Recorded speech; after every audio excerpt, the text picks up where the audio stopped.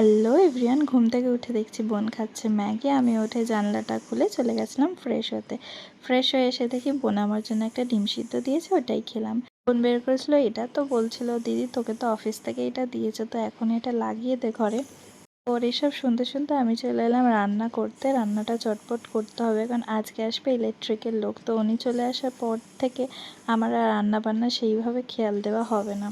লোটে মাছের ফ্রাই বানাবে বলে ম্যারিনেশন করার জন্য সব কিছু রেডি করছিল। পিসি এদিকে ঘরটা মুছে দিচ্ছিল।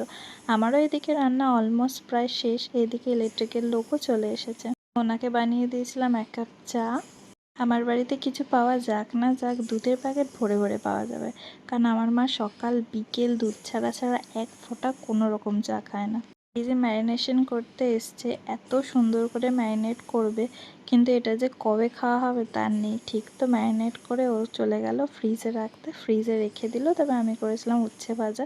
তা বোন করলো পুজো, তো আমিও ঘরে এসে ওনাকে দিয়ে এই পাশের সুইচ বোর্ডটা করিয়ে নিলাম। তারপরে এই দুর্গা ঠাকুরটার জন্য একটা ছোট্ট প্রেক দিয়ে করেছিলাম, আর সকালে দেখালাম ওটা লাগিয়ে নিয়েছিলাম চাবির কি, আর এখানে মাইক্রোওভেনের লাইন করেছিলাম।